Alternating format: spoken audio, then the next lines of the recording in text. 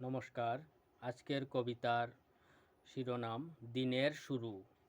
পাখির কিচিরমিচির আওয়াজে চোখ মেলে দেখি প্রভাত হইয়াছে।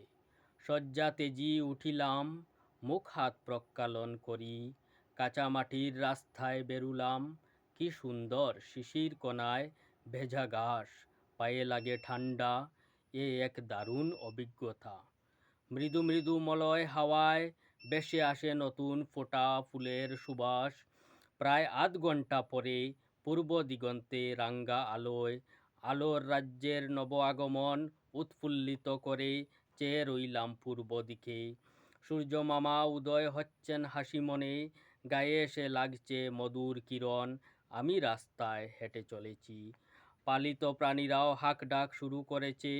পুকুরে মাছেরা ভেসে উঠেছে, নদীর জলে রৌদ্রের আলোয় চিকমিক করে। এই মনোরম দৃশ্য দেখে আজকের প্রভাতবেলা ভারী সুন্দর কেটে গেছে।